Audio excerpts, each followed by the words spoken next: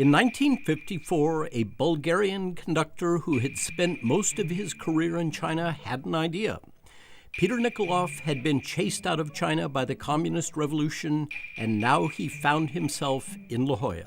He was now a conductor without an orchestra, and he wondered if it might be possible to put together an orchestra of non-professional musicians from La Jolla who would play just for fun. Nikolov assembled those players, and on November 11, 1954, he led them in what was modestly billed as an open rehearsal. It took place in the parlor of the Congregational Church on Cave Street, and the La Jolla Civic Orchestra was born. The orchestra grew to 40 members, and the following spring it gave its first concert on the tiny stage of the La Jolla High School auditorium. On the program was Ravel's Introduction and Allegro for harp and orchestra, and Mozart's Clarinet Concerto. We've come a long way since then. That original orchestra may have been small, and it may have been more enthusiastic than talented, but Nikolov's vision of a community orchestra in La Jolla turned out to be a very fertile idea and a very good one. 60 years later, the La Jolla Symphony numbers 105 musicians, and it has a sister organization, the 130-voice La Jolla Symphony Chorus. Together, the orchestra and chorus offer talented amateur musicians a place to perform. They give talented young artists and new composers unique opportunities, and they provide a venue for music of our time. Praised as one of the most imaginative community ensembles in the country, the La Jolla Symphony and Chorus does not just play the classics, they play the music that other organizations won't risk playing.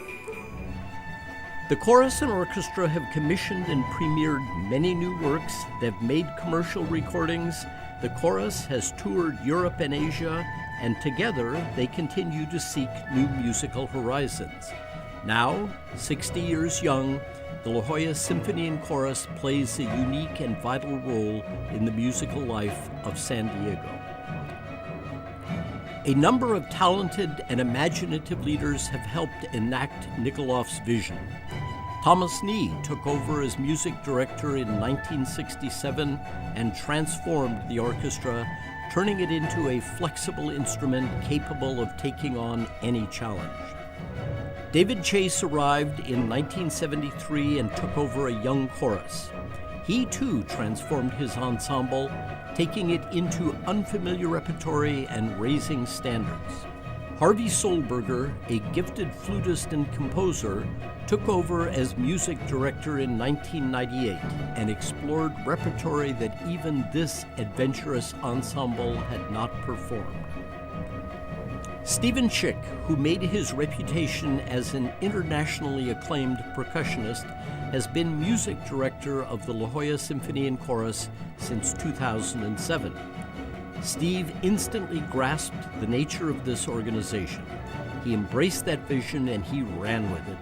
His debut concert as music director was a sign of things to come. It combined Beethoven's Fourth Symphony, a work by the Alaskan composer John Luther Adams, and the North American premiere of Philip Glass's Cello Concerto with that famed composer in attendance. The way in which music vitalizes and infuses the lives of all of us in the La Jolla Symphony and Chorus with such a kind of purpose. And so when you're in the middle of a rehearsal and you see what happens to people when they're engaged, or a concert, or any kind of conversation with our listeners, you see that music is much more than something that we do, it's really something that we are.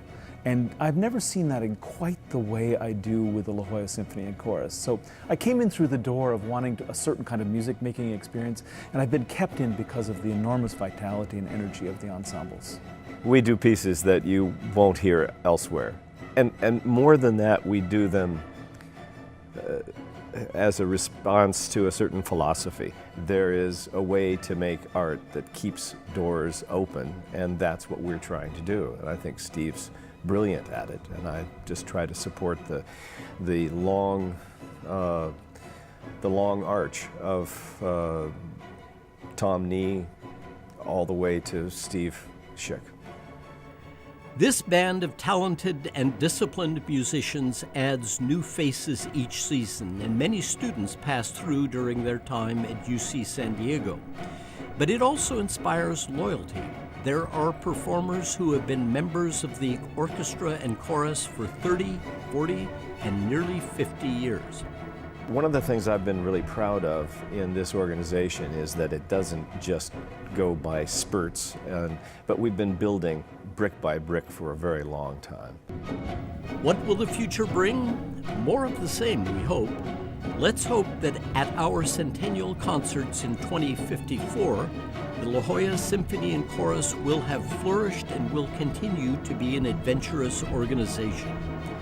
Let's hope that it will provide a home for performers and audiences interested in good music, new and old, familiar and unfamiliar, and that it will continue to serve musical life in San Diego in many different ways. And if all goes well, that La Jolla Symphony and Chorus will be serving audiences and performers who are as yet unborn as we celebrate our first 60 years.